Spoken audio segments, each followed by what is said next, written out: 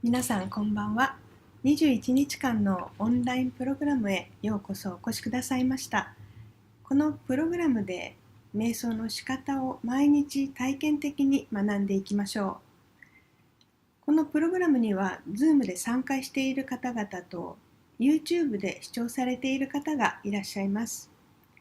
質問がある方は Zoom で参加中の方は画面下のチャット欄からご質問ください。YouTube で視聴中の方もチャット欄からご質問いただけます。YouTube 動画は録画して残りますので、今日時間が取れない方は後からご視聴いただけます。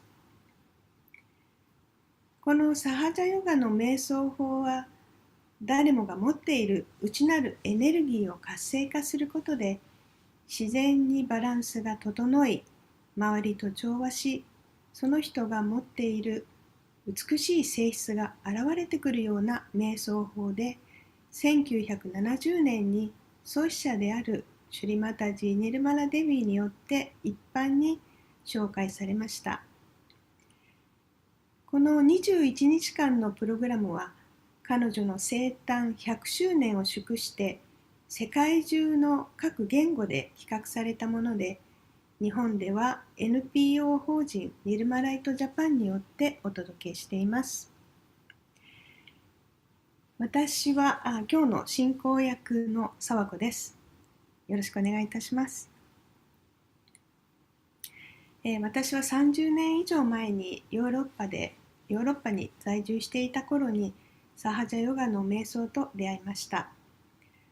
以来日々の生活の中でその恩恵を感じています。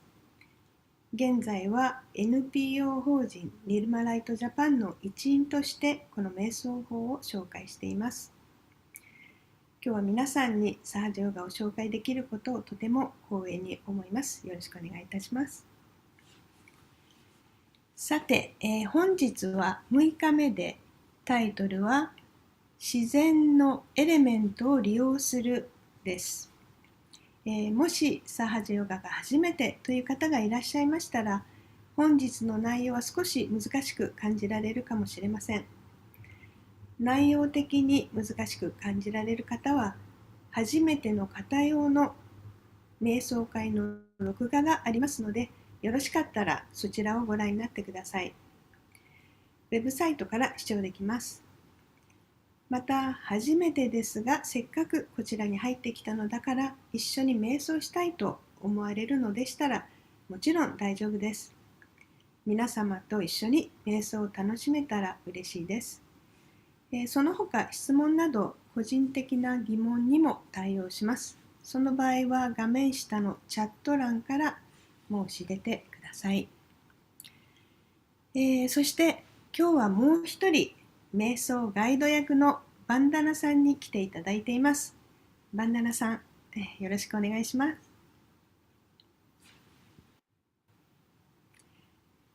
Good evening, everyone. こんばんは、皆さん。Very happy to join this program today. よろしくお願いします。よろしくお願いします。So happy to have you. はい、バンダナさんの、ご紹介をさせてください。インド・デリー生まれで6人兄弟の5番目でいらっしゃいます。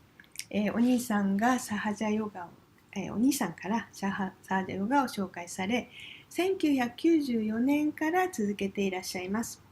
26年前に来日し、以来、英語教師、翻訳家としての仕事の傍ら、サハジャヨガを紹介し続けていらっしゃいます。2児の母ということです。趣味はテレビ鑑賞、料理、刺繍、フルートだそうです。バンダナさん、今日はよろしくお願いします。よろしくお願いします。とっても楽しみです。はい。これまで、左や右の経路のバランスを取る方法ですとか、チャクラについて、触れてきました。今日は自然界のエレメントについて見ていきたいと思います。5つのエレメントが私たちの浄化に役立ちます。私たちに内在するクンダリーニが覚醒することでつながっていくと、私たちの精妙な体を感じるようになってきます。つまり自分のどこがおかしいのか、どこを正すべきなのかが分かってくるということです。するとどのように浄化していけばいいのか気になってきますよね。浄化していくことで瞑想に入りやすくなりますし、よりバランスの取れた状態になっていきます。では、自然界のエレメントについてバンダナさんに詳しく聞いていきたいと思います。バンダナさん、5つのエレメントとは何でしょう？サハジャヨガとはどのように関連していますか？ So, what are the 5 elements and how do they relate to Sahaja Yoga? はい、たまこさんありがとうございます。So, we are going to talk about the 5 elements, and these 5 elements are the nature itself, the natural 5 elements. And in India, it is said that we human beings are made of these 5 elements, which are called Panch Mahabhuta. They are very important to sustain our daily life, which are earth, water, fire, air, and ether. We can't live without these natural elements. はい、このスライドにもありますように、5つのエレメントっていうのは、自然の、5大要素なわけですね。インドでは、私たちの体が5つのエレメントでできていると言われていて、サンスクリット語でパンチャブータマハブータと呼ばれています。で、私たちの体を維持するのに大切なわけですね。これらのエレメント、つまり大地、水、火、空気、エーテルです。私たちが生きていく上で欠かせないものなわけです。So let us just see briefly about these elements. So first is earth element, which is called Prithvi Tattva, is the element of gravity and stability. It is related with our first center, which is called the Muladhara Chakra. じゃあこの5つのエレメントを一つずつ見ていきましょう。まず第一ですね。サンスクリット語で、プリトゥビと呼ばれていて、重力と安定性の要素で1番目のチャクラ、ムーラダーラチャクラと関連しています。And the second element, which is called the Jala Tattva, which is water element, is the element of fluidity and mastery related with our void and Nabi. And the subtle part of this element is the softness. So if we have this element balanced in our system, we become soft by our nature. 次は水ですね。ジャラと呼ばれていますけども、流動性と自分を律していく要素で、3番目のチャクラ、ナビチャクラやその周りのボイドと呼ばれている、精妙な領域と関連しています。その柔らかさを出してくれる要素ということで、例えば肌の柔らかさとか声の柔らかさとかそういったものと関連しています。And the third element, which is the fire element called Agni Tattva, is the element of energy and dynamism, which is related with our second chakra called Swadhisthana chakra. 次は火のエレメントですね。アグニと呼ばれる火。エネルギーとダイナミズムの要素です。2番目のスワリスタナチャクラと関連しています。And the fourth element, which is air, Vayu Tattva, is the element that represents the breathing and is related with our heart chakra. And the subtle part of this element is the feeling the cool breeze or the vibrations. 次のエレメントは空気です。バーユ。空気として、取り入れられますね。呼吸として、取り入れられます。ハートチャクラと関連しています。精妙な側面では涼しい風、バイブレーションとして感じられるものです。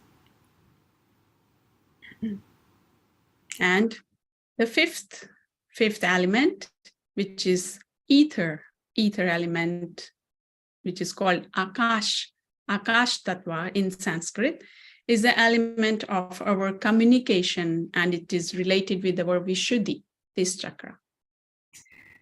次はエーテルのエレメントですね。サンスクリット語でアカシと呼ばれていますけれども、コミュニケーションの要素として5番目のビシュディチャクラの喉のところのチャクラと関連しています。So these five elements, which are very important for our daily life, and we can't do without them, and they are very popular, or they are given the importance in many cultures, in many countries. はい。日々の生活の中でこれらのエレメントっていうのはとても大切なもので、さまざまな国でこの5つのエレメントっていうのは重要視されています。For instance, in India, we have Ayurveda, which is a very ancient type of, you can say, the medical treatment thing, and we use the 5 elements. It is based on the 5 elements. インドでは、アーユルベーダ、が、これらのエレメントに基づいていますということです。And also, I came to know in Japan, the tea ceremony room also maintains these 5 elements for making the tea, and it symbolizes the harmony with the nature. 日本では、茶道においても茶室にこれらの5つのエレメントが意識されていて、自然との調和を象徴しています。はい、では、質問に行きましょう。経路を浄化するのに、この5つのエレメントをどう使うのでしょう？ So, how do you use the elements to cleanse your channels?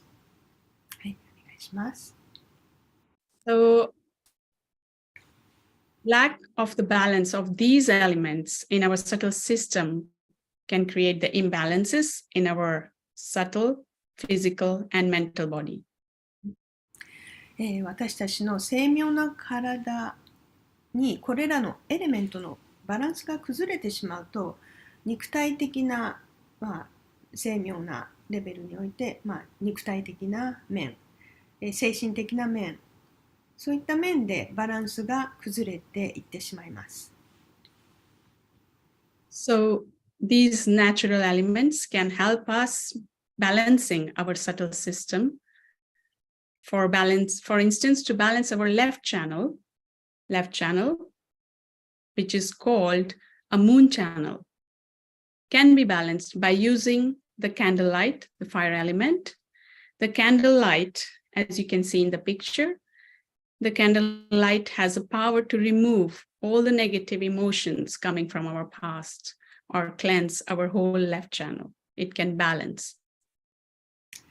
ですので、これらの自然のエレメントが、精妙な体にバランスを与える助けとなります。例えば、左の経路、月の経路とも呼ばれていますが、バランスさせるのにキャンドルの炎ですね。キャンドルの炎、火の要素を使います。キャンドルの炎には過去から来るネガティブな感情を取り除く力があります。So, on the other hand, we can balance our right channel by using the water and salt. Water elements can soothe our excessive thinking or our overactivity or our anger. 一方、右の経路をバランスさせるのに水と塩、つまり水の要素と大地の要素を使うことができます。右の経路の過活動や考えすぎ、怒り、そういったものを鎮めてくれます。And our central channel can be balanced by using the Mother Earth.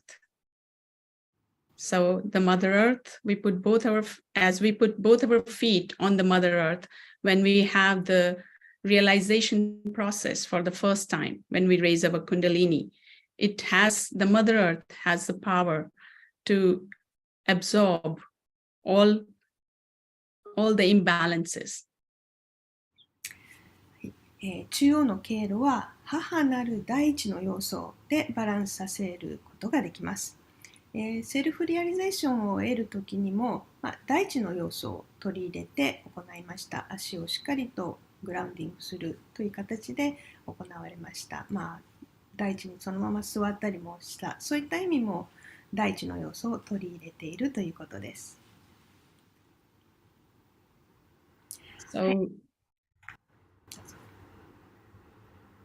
Today we are going to introduce the foot soak treatment, which is very important to balance our whole subtle system. And it is the very short and very fast to cleanse our whole system and to be in a very peaceful state to enjoy the meditation. 今日はフットソークという浄化法を紹介します。この21日間のコースの初めてとなる浄化法ですけれども、精妙な体の全体を浄化して、穏やかな状態にしていってくれます。So it is the first technique in our 21 days course, which is very useful to cleanse our whole subtle system. And by cleansing this, by using this cleansing technique, we can feel our palms, the cool breeze on our palms, and we can be more sensitive to feel the vibrations or cool breeze on our fingertips, the sensitivity. これは精妙な体全体を浄化して、手のひらや指先で精妙なエネルギーを感じやすくしてくれるようになります。So I hope you all are ready to enjoy your first foot soak. So I hope you have prepared the foot soak bucket. And even if you didn't prepare, don't worry. You can join or follow the meditation steps with us, and you can try the foot soak later when you want. では皆さん、初めてのフットソークの準備はできましたでしょうか。もし、ご準備ができていらっしゃらないようでしたら、そのまま瞑想のステップ通りに、行ってみてください。そして後ほど試してみてください。So let us put the water in the bucket and let's get ready for foot soak. はい、ではまず、フットソークのたらいに、準備ということでフットソークのたらいに水を入れていきましょう。はい、ちょっと時間をあれしますね。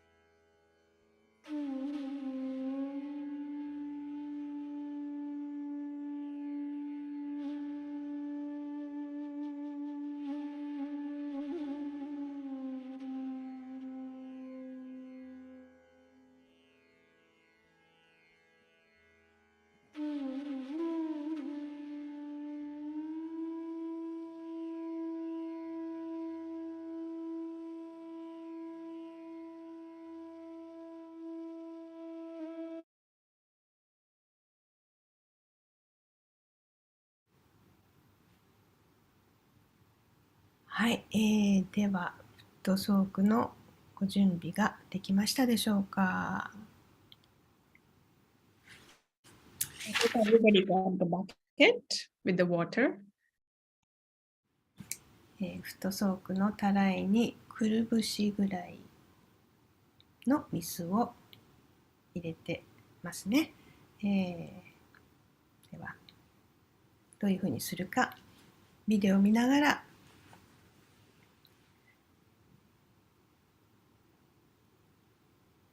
はい、まずは塩をこのように入れましょう。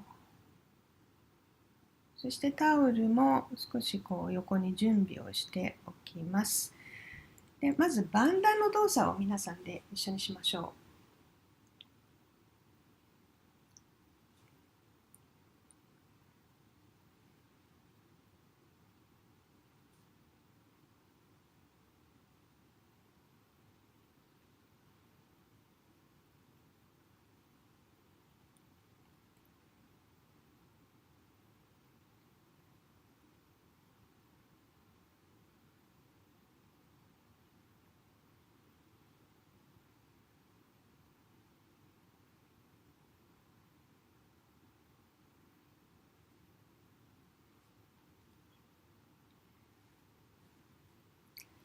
はい、そして足を中に入れます。はい、真ん中でお願いいたします。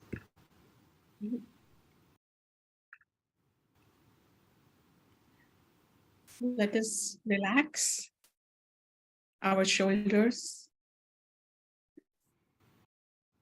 では肩のあたりをリラックスさせましょう。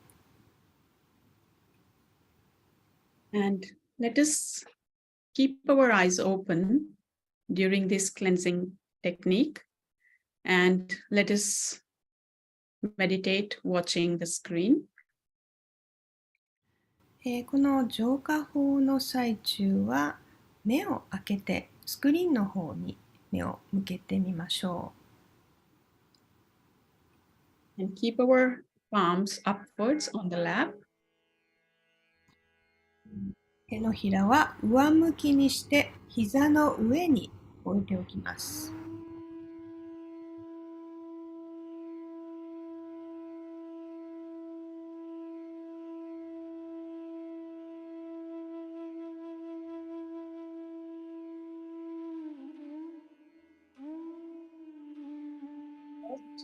We will cleanse our left channel. We put our right hand towards the mirror. まず左の経路から浄化していきましょう。右手を床の方に向けます。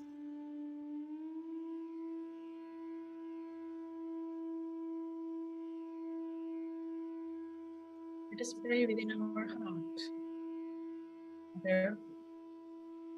Mother Kundalini, please purify my left channel, the channel of desire. では心の中で母なるクンダリーニ、どうか左の経路を浄化してください。感情の経路、望みの経路を浄化してください。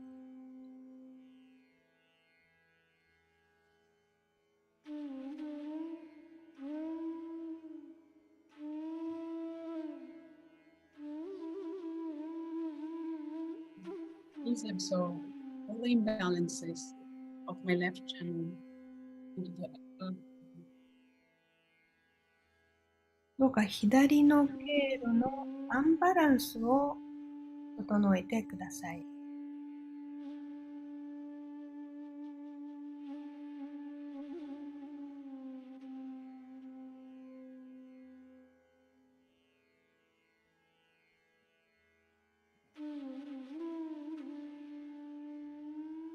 Take away all the bad emotions from the past.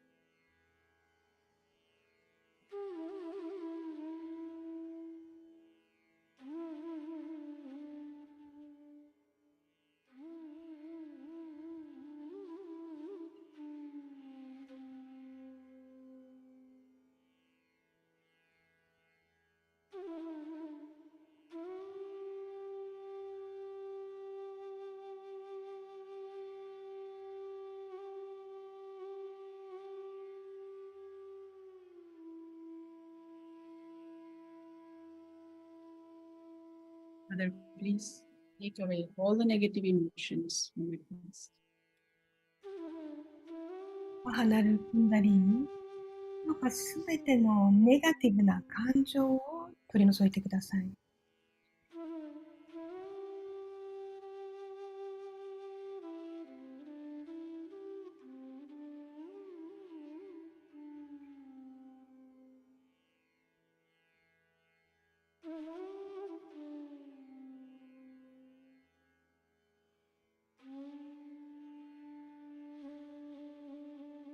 Back our right hand in the lap. 右手を膝の上に戻しましょ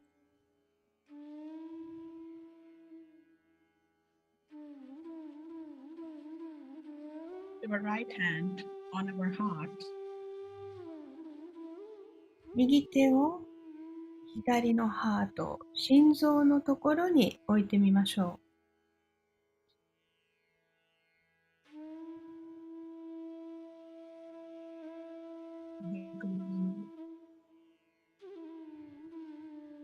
By your grace, I am the pure spirit.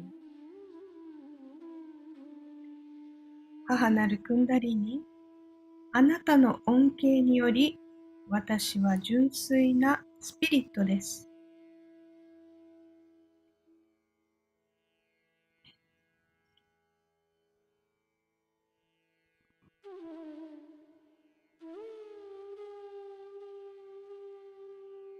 Please let me feel the joy of the spirit in my heart. 母なるクンダリーに、どうかスピリットの喜びを感じさせてください。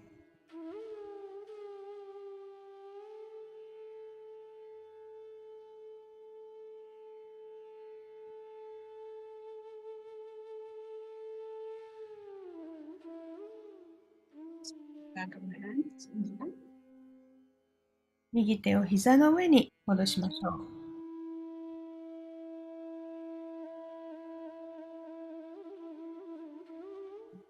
Our left hand towards the sky and your right channel. 右の経路を浄化するのに、左手を空の方に向けましょう。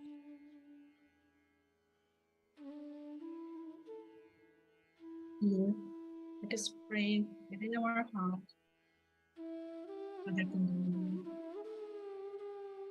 please purify my right channel of action. 母なるクンダリーに、どうか右の経路、行動の経路を浄化してください。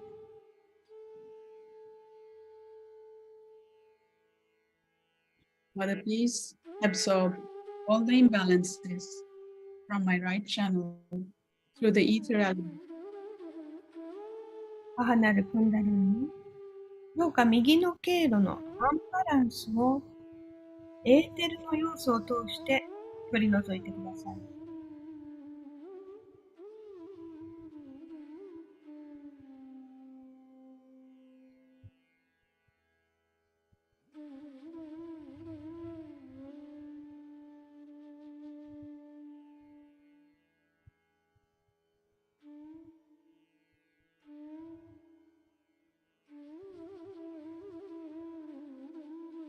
Please absorb all the excessive thinking, all the over planning about the future on my right channel.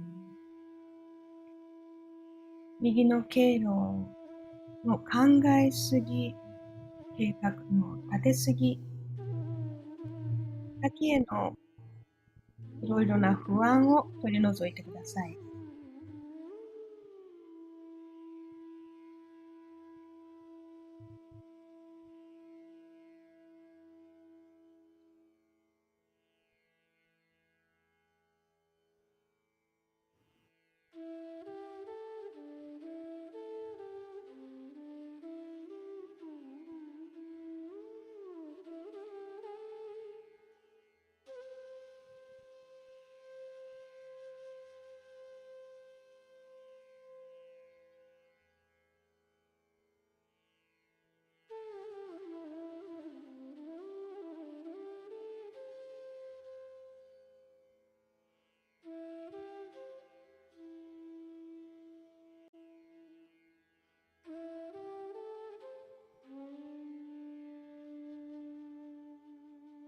Let us put back our hands. 左手を膝の上に戻しましょ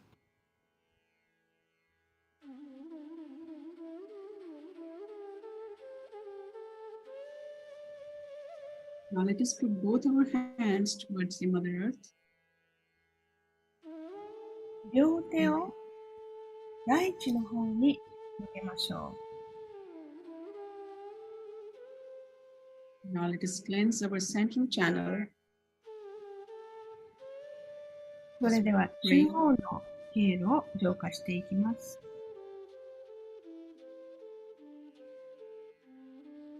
Let's pray. The Kundalini, please purify my whole body.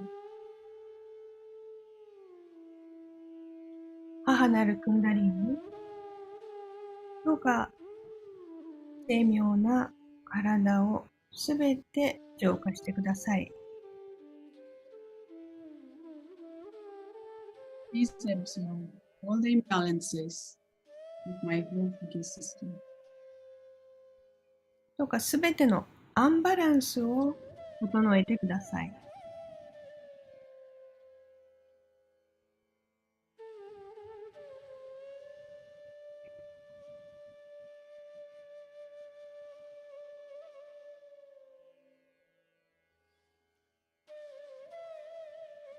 The back of the hands in the lap.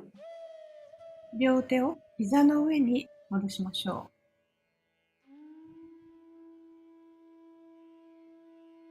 Now let us put our right hand on our stomach, on our navel. う。右手を腹部にちょうどおへそのあたりに置いてみましょ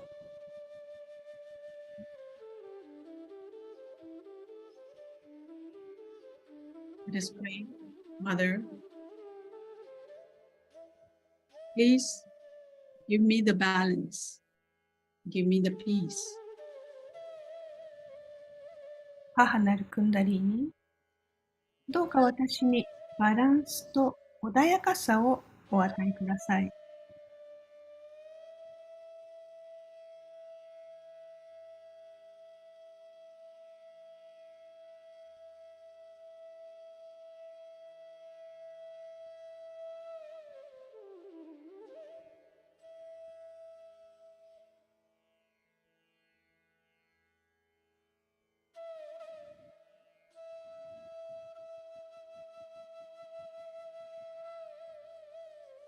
Now let us put our right hand on our chest, on the center of our chest. では右手を胸の真ん中のところに置いてみましょ Let us breathe in slowly. う。ゆっくりと息を吸います。 And slowly breathe out. そしてゆっくりと吐いていきましょ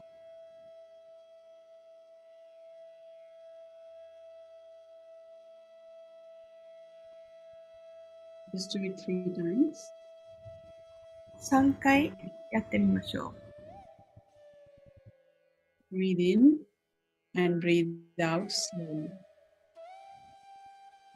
ゆっくりと深呼吸をします。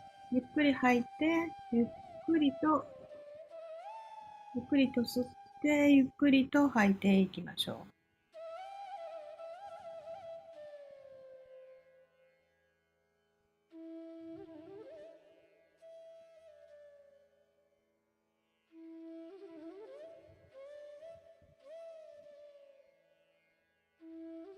Now let us put our right hand on our forehead and bend down our head.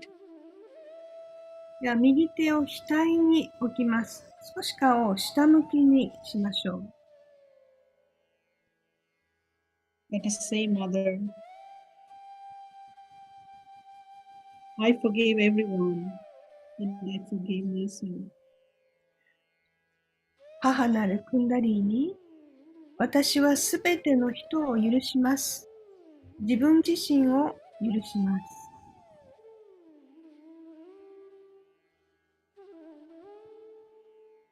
Let's just forgive from our heart in genuine. 心から言ってみましょう。Mother, I forgive everyone, and I forgive myself. 母なるクンダリーに、私はすべての人を許します。自分自身を許します。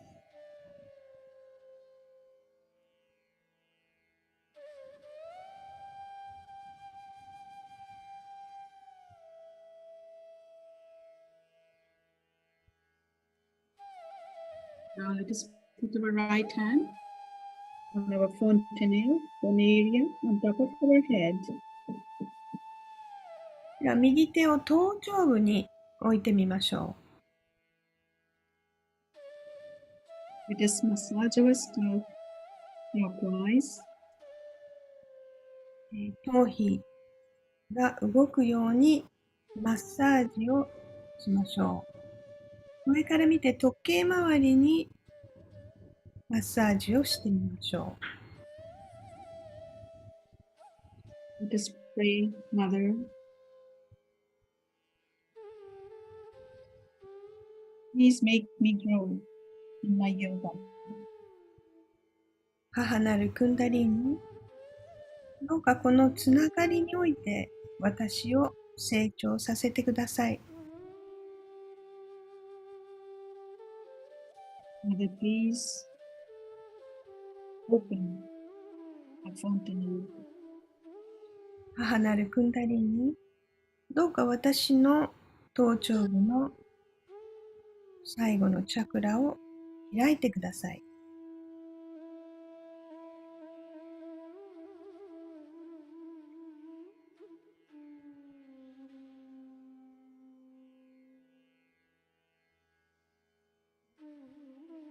Slowly remove our hand above our head and feel the cool breeze on top of our head.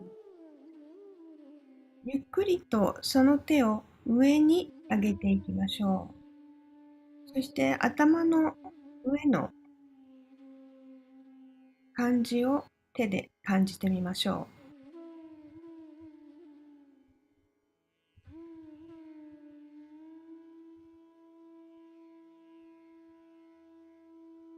Let's check with our left hand. Put back our right hand on the lap. And let's check with our left hand as well.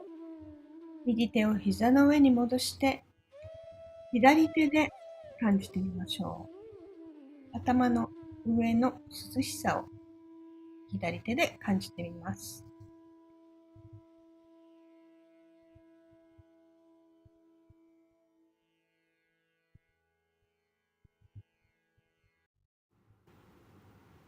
Just put back our hands. 手を膝の上に戻しましょう。Let us finish our foot soak section. それではフットソークのセッションを終わりにしましょう。まずはこのように足を水で、少し洗います。そしてタオルで拭き取りましょう。少しこのたらいは横に置いてバンダの動作に入りましょう。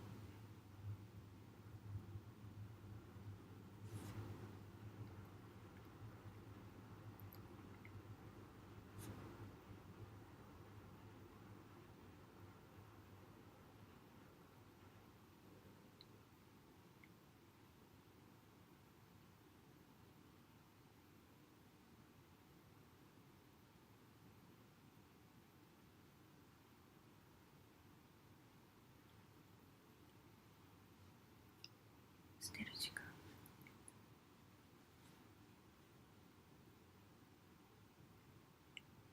はい。So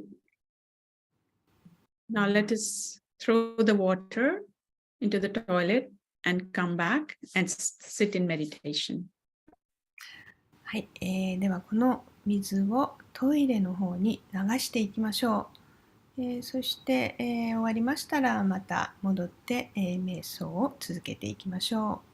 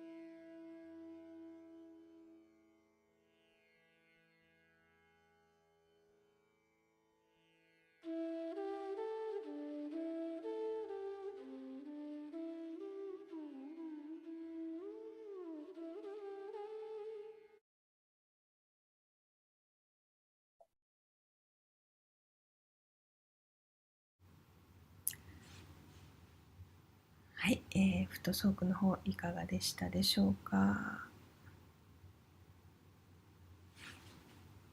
So let us stay in meditation. では瞑想状態のままで見ましょう。Let us raise our Kundalini 3 times slowly along our spine. ではクンダリーニを仙骨からゆっくりと中心線に沿って頭頂部まで上げていきましょう。3回ほど行ってみましょう。Let us feel our energy on our palms. With a sincere attention, raise it to the top of our head. 右手で、この精妙なエネルギーを感じつつ真摯にクンダリーニを上げていきましょう。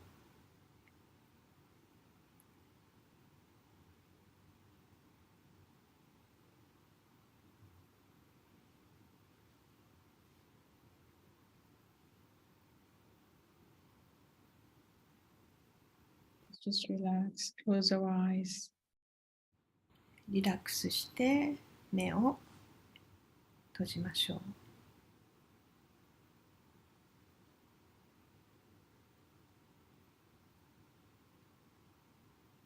Enjoy the peaceful state.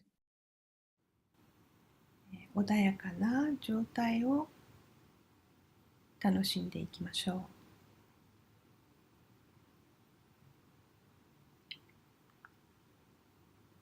If we have any thoughts, let us say, I forgive. I forgive. I forgive. 思考が入ってくるようでしたら、私は許します。私は許します。私は許します。と言ってみましょう。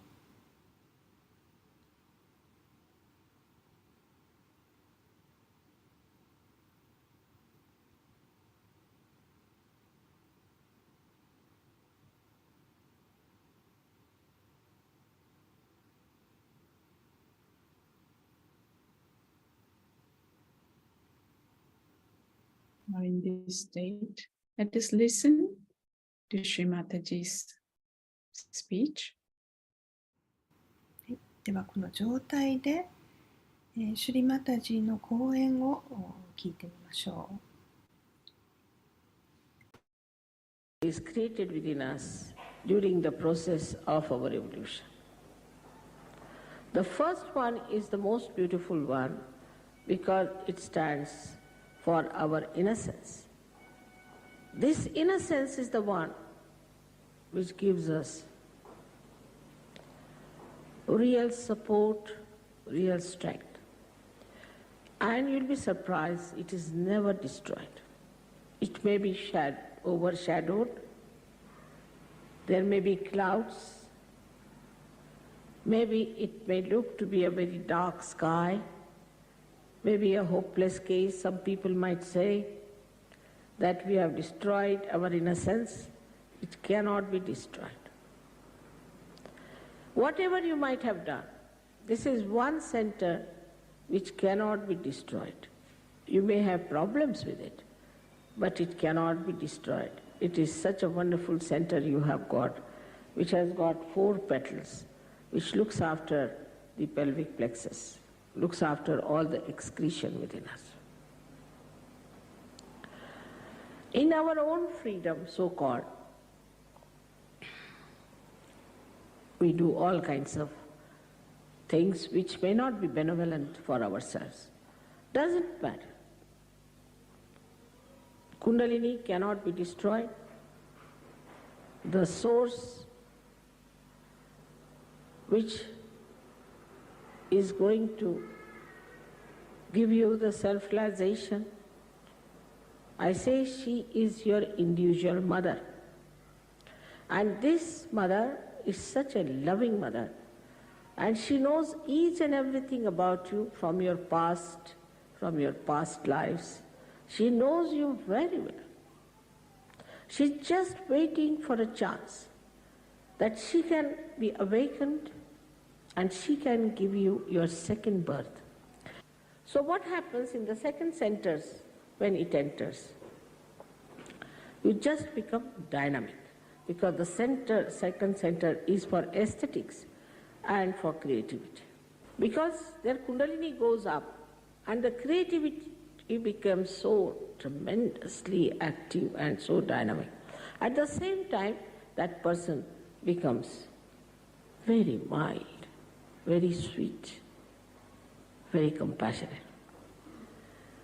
So this violence, this anger, this temper is not your creation. It's the creation of your liver.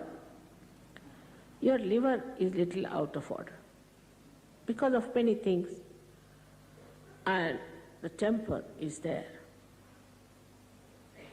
Now, when the temper is too much, you don't know what to do. I mean, you can do whatever you like. In your temper, after all, it's like a drunken personality. You have to approach a person in a temper with a barge pole. But all this temper, everything becomes so cool and so beautiful. It's very surprising. A very dynamic person becomes extremely compassionate. So in Sahaja Yoga, an artist who is struggling today may become a great artist tomorrow. But still I would say these are temptations. You'll become a great artist, you start earning more money, this, that. But that's not the one you have to really be satisfied with. You will never be satisfied with that. So you move to the third center, which we call as the Nabhi chakra. This center is, on one side, is made of water, another side with fire. Around it are our 10 valencies, which we can call as our innate religion within ourselves. Now this Nabhi itself, or we can call the solar plexus, or we can say the navel chakra, gives us, as soon as the Kundalini rises, she awakens this, and the light, when it spreads, you become religious. I don't have to tell you anything. You just become. I don't have to say that you don't take drugs. You just don't take it. Overnight, I have seen people have given up drugs. Overnight, alcoholism. Overnight, everything. And they enjoy their virtues. That's the best part of it. Some people think, oh, then what is the fun? What is this that you take something in the pub and next day you have hangover? Here you take something and next day you are much better off. It never comes down. It never gives you a reaction. It's not artificial. It's not intoxicating. It is from your nerves. It's bubbling out. So this is the center which is very important in us, because most of us have a problem with this center. And here we have a capacity by this center that we enjoy our generosity. Now we have the center which we call here as the heart center. It controls the left and right both. So we have a left and right heart in Sahaja Yoga. As you know that in childhood till the 12 years of age, the thymus, this sternum bone creates the antibodies for you. And these antibodies fight your diseases.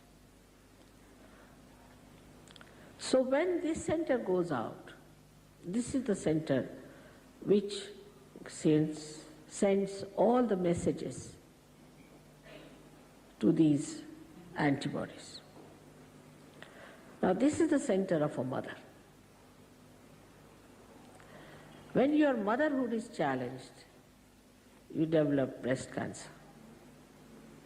Supposing a man is a flirt and his wife is worried, she might get a breast cancer because her motherhood is challenged. And her sense of security is very disturbed. As a result of that, she gets this problem. But do you know, this is the center of a husband or of the father. Now if I am telling you, you should not be shocked, because later on you will find it. Now if you are a bad husband, you can get asthma, or if your wife is a shrew, you might get an asthma,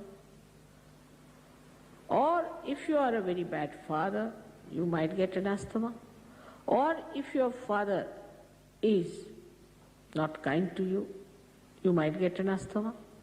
If you have not forgiven your father, you might get asthma. The left heart is the place of the mother. Now, if your mother has been hard with you, if you have had very bad experiences, you will have problems of the left heart. Center heart is very important, where your sense of security should be established. You will be surprised in the disease called AIDS, is the center heart, which is out. We have tried to cure, and we cured also 3-4 people from AIDS, but they have no willpower to continue with surgery. So then we come to this center, which is we call as the Vishuddhi. This is 16 petals, looks after the cervical plexus. Now this is a very, very important center. And this is the center is for communication. All Also, when we think we are very responsible, the center goes out. But once you become a Sahajogi, you just do it, no doubt. But you don't think that you are doing it. You just say it's happening. And what a beautiful feeling it is. Then you don't have blood pressures, you don't have headaches, you don't have tensions. No, because we are not doing it, it's just done. And you find it's all done. Now on this center when we come, as I told you, your thinking is controlled by you. You can control. If you want, you can think or you don't think. But in that silence, you feel your peace. If there's too much of crowds, too much of problems, suddenly you become the witness. You start seeing everything, seeing the problem, what it is. Unless and until you can see the problem, you cannot solve it. Because you are in the problem, you just get upset. But if you are out of the problem, you can see it. And that's what happens to you when you become thoughtlessly aware when this center opens out. Last but not the least is the center of limbic area, which is very important. Now, I do not know it has been discovered or not, but will be very soon discovered that very strong things like cracks and all that have got sulfuric acid in it.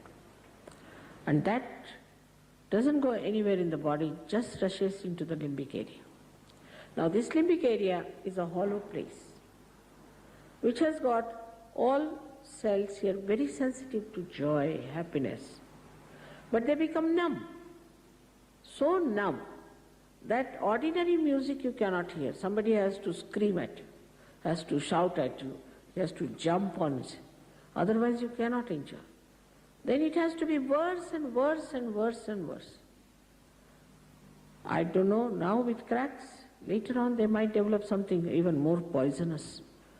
Because it has to excite this limbic area, which is such an important thing.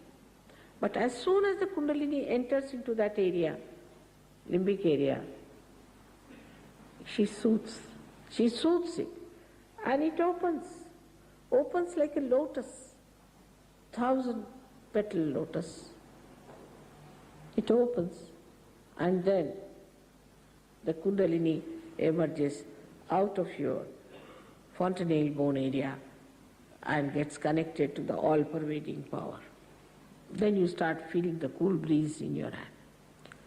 You can feel it all over. Some people in the beginning who felt cool breeze could not believe it. So they closed doors, everything, and sat down to see. Still they were feeling it. But it works. Works in the sense that you get empowered. You become peaceful. You become the witness. You become the wise. And you become empowered that you can give realizations to others like this, that you can raise their Kundalini like this, and you can establish that connection. You can do. And this is what is your right to have it. This is what will give you meaning.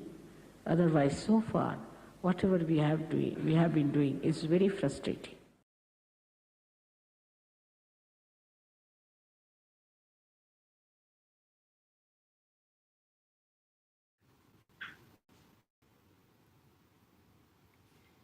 では静かな瞑想をしばらく続けましょう。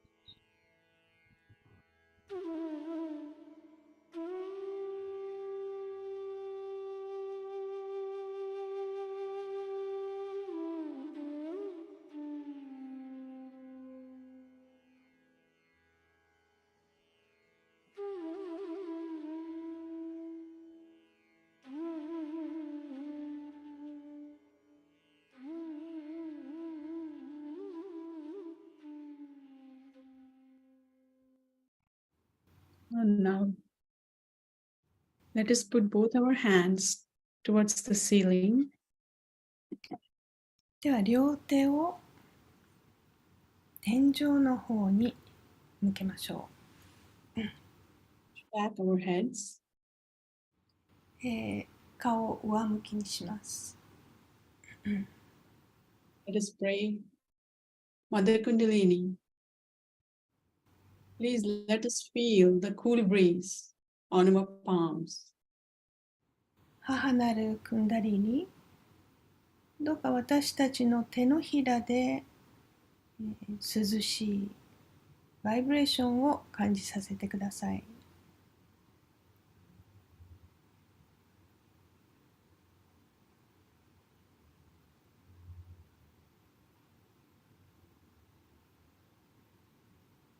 Let's put back our hands on the lap.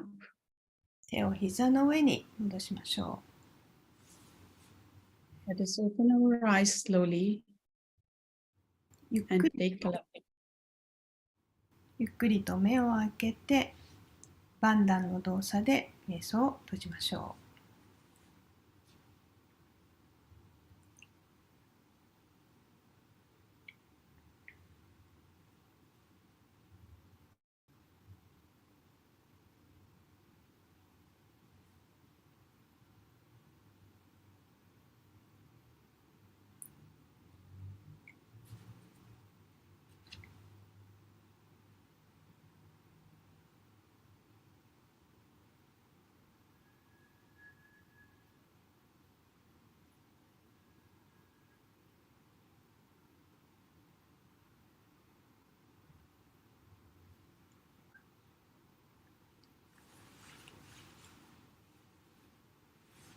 はい、バンダナさん、ありがとうございました。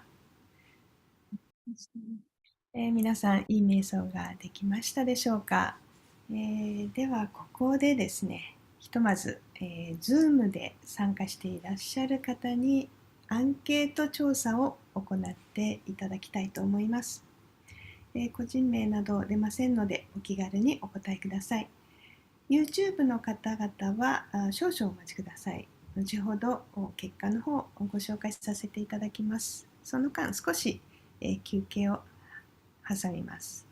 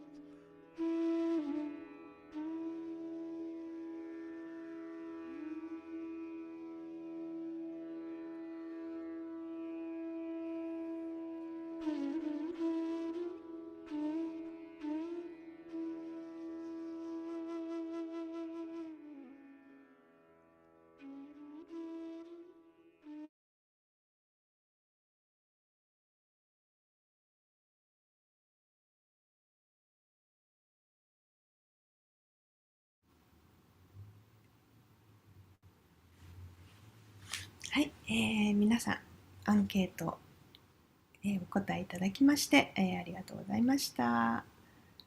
そうですね。結果の方を見ていきましょう。完全に心が静まったが 33%、ほぼ静かな状態だった 22% ですね。少し、思考がよぎった方が 44% ということですね。はい。大半の方が、いい瞑想ができたのではないかと思います。思考が入っても大丈夫です。穏やかな状態を楽しんでいけたらと思います。ありがとうございました。はい。では、バンダナさんにもう少し詳しく、浄化法について聞いていきたいと思います。よろしいでしょうか。お願いします。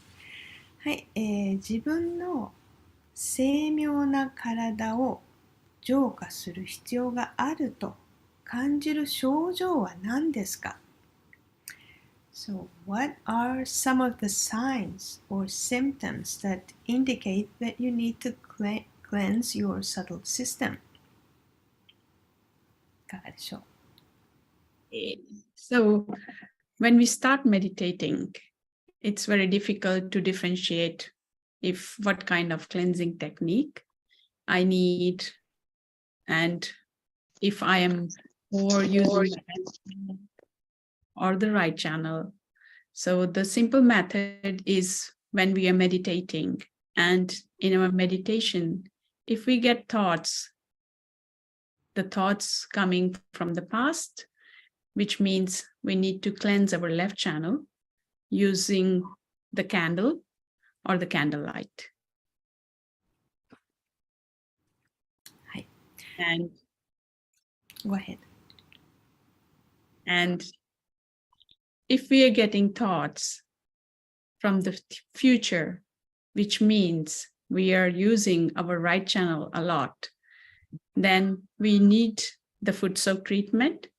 We need the water element to cleanse or balance our right channel. はい。瞑想をしているときに、どっちの、何の浄化法をしたらいいのかっていうのがよくわからないと思いますけれども、目安としては、過去の思考がいっぱい入ってきたりするのであれば、感情的になってしまうのであれば、左の経路が少し滞っているという意味でもありますので、その時は、火の要素、炎、キャンドルの炎を使って、きれいにしていけばいいわけですし、あるいは思考が止まらないような場合でしたら、少し、右の過活動があるなということで、今やりましたフットソーク、水と塩を使った浄化法などが良いかと思います。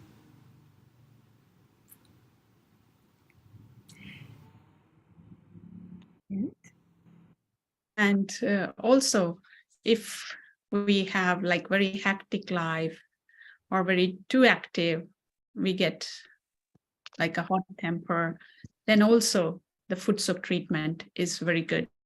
And overall, it's the best to cleanse our whole subtle system by foot soaking every day. 過活動になりすぎたり、なんか怒りみたいなそういう感情が出てきたりしたときに、やはりフットソークっていうのはかなり有効になります。フットソークというのは、この精妙な体全体を、浄化するのに効きますので、毎日行うと良いかと思います。And also, in addition, while meditating, if you're feeling any particular fingertips, if you feel any heat or tingling, then it's a sign that you need to put a little more attention or the special care to that particular center. 瞑想中に特定の指がチクチクしたり熱感があれば、それにケアが必要だということが分かってきます。はい。では次の質問に行きましょう。どれくらい頻繁に浄化法を用いればよいですか？またその効果を教えてください。So, how often do you perform the cleansing technique and what are its benefits? So, in our daily lives, we have our daily jobs, daily routines, and many things to do, which takes away our attention from our inner being, and we get busy with many things around. So, to take a foot soak every day is the best way to cleanse whole our subtle system. Okay. 日常生活を営んでいればさまざまな仕事に携わらないといけないわけです。そして、自分の内側に注意がいかなくなって落ち着かない状態になってしまいます。この落ち着いた心の状態を保つのに、自分のこの浄化法を定期的に使うことが、必要なわけです。And also the foot soak helps us to feel our own vibrations to diagnose ourselves. So foot soak is the best way. フットソークをすることによってバイブレーションが感じやすくなります。自分の状態がどうであるかというのがだいぶそれで分かってくるようになります。And it is recommended not to do foot soak just after having meals. 食事のすぐ後にフットソークをするのはあまりおすすめではありません。And I would recommend everyone, if they have any chance to go in the nature or to the sea or to the river, to enjoy the foot soak in the nature, not only at home. If you can enjoy the foot soak in the sea or in the natural elements or in the river, it cleanses you, whole your system, and makes you more peaceful and calm. 一番おすすめしたいのは、実際自分が自然の中に行って、海ですとか川ですとかそういったところに行って実際フットソークをする、足をつけて浄化をするというのがおすすめです。もちろんそれができない場合は自分の家でそういった海の状態を、このたらいの中で作るっていうことですけれども、できれば本当の自然の中でやってみるのがおすすめなわけです。And while meditating, if you can keep the candle light in your room or in front of your left hand to cleanse, it also helps your subtle system to get balance. また瞑想する際に、部屋にキャンドルを灯すですとか、あるいは瞑想中に自分の手の、左手の前あたりにキャンドルを置いて瞑想するのも、すごく浄化に、役立ちます。And if you can go and take a walk in the nature, if you can walk on the Mother Earth barefoot or sit on the Mother Earth, it also absorbs all the imbalances. So I recommend, if you can go maybe daily or very often, if you can try that, it helps you to get more balance. また素足でですね、裸足で大地を歩く、あるいは大地に座る、座って瞑想する、そういったことが私たちの精妙な体を浄化するのにとても助かります。バランスの取れた状態になりやすくなりますので、そういったこともおすすめです。So nature is always waiting for us to give us the balance. So let's enjoy. 自然が私たちがバランスを取れるように待っていますということなので、自然を楽しんでいきましょう。はい、では最後の質問に行きましょう。浄化法を行う際に注意することはありますか？ what are some of the precautions that you follow when you are doing the clearing technique? So when we are doing the cleansing technique, for instance, after foot soak, always throw the foot soak water after the foot soak into the toilet, not in the garden or in the kitchen. So always flush that water in the toilet because it contains all the negative part from our subtle system.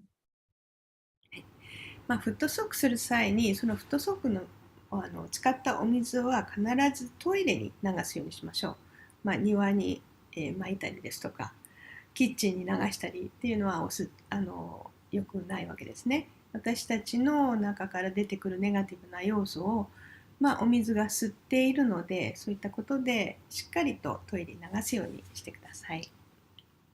And always keep the foot soak bucket only for that, not to mix, not to use for any other things. はい、でフットソークのたらいは、それ専用にしてください。他の用途に使わないようにしてください。Personally, I keep the towel for the foot soak also. That's also separate, not mixing with other towels. 私個人的にはそのタオルも、他のタオルとは分けていますと。フットソークをするときはそのフットソーク用のタオルにしています。And always use the cleansing technique in a balanced way. Means if we are doing the foot soak, prepare the water according to your current situation or the vibrational situation. If you're feeling more, you're on the left, use the lukewarm water. And if you're having the hectic life or very, very active in a daily life, then use little cold water for the foot soak. さまざまな、浄化法は自分の状態に応じて、行ってください。例えばフットソークのお水というのは、自分で温度の調整をすることができるんですね。左の経路が滞っているとき、感情的になっているときなどは少し温かめのお水で、フットソークをしてください。過活動で、思考が止まらないような場合、右側に、偏っている場合ですね、クールダウンしたいので少し冷たいお水で行ってください。And foot soaking is recommended when you just come back after your work. As soon as you come back, if you take a foot soak, then you are more relaxed and you can enjoy your evening.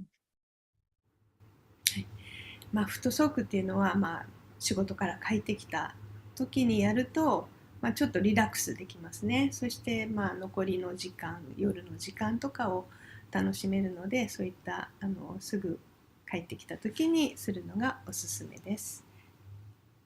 And I think the most important point is not to mix the Sahaja Yoga cleansing techniques with other cleansing techniques. はい。またもう一点言うとすれば、サハジヨガの浄化法を別の教えの浄化法と一緒に行わないということです。サハジヨガだけにするとより効果が現れてきます。はい、よろしいですね。バンダラさん、分かりやすい説明ありがとうございました。はい、皆様からのご質問はいかがでしょうか。何かこんなことを聞きたい、あるいはフットソークの、フィードバックでもよろしいので、ぜひおっしゃってください。チャット欄に書き込んでいただいても構いませんし、ミュートを解除していただいてご質問していただければと思います。いかがでしょうか。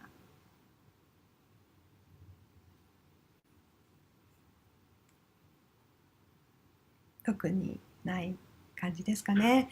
はい、きっとフットソーク皆さんエンジョイしていただいて、いい瞑想ができたんじゃないかなと思います。ぜひお家で毎日の浄化にフットソーク、今日やったフットソークをお試しください。はい。ではですね、今日はいいお時間になってまいりましたので、本日のセッションの締めくくりにもう一度数分静かに瞑想を楽しんでみましょう。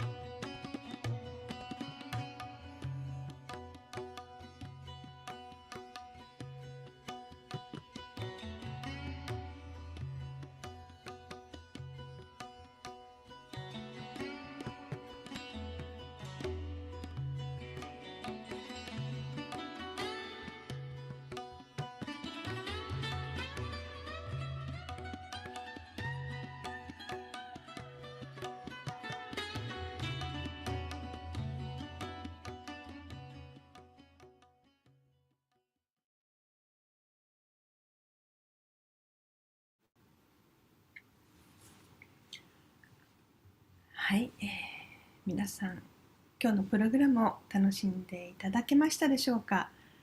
少しでも思考を超えた静けさを楽しんでいけたら幸いです。本日のセッションの録画は YouTube に残されていますので、ぜひ繰り返しの確認に活用してください。ウェブサイトから見られるようになっています。また資料もウェブサイトからダウンロードできますので、ぜひご活用ください。今日体験していただいたフットソープですね。ぜひ、皆さん、毎日の浄化法にご利用ください。はい、では今日のセッションは以上となります。明日は何を感じますかという内容でお届けします。ではまた明日、8時にお会いしましょう。皆さんご参加ありがとうございました。おやすみなさい。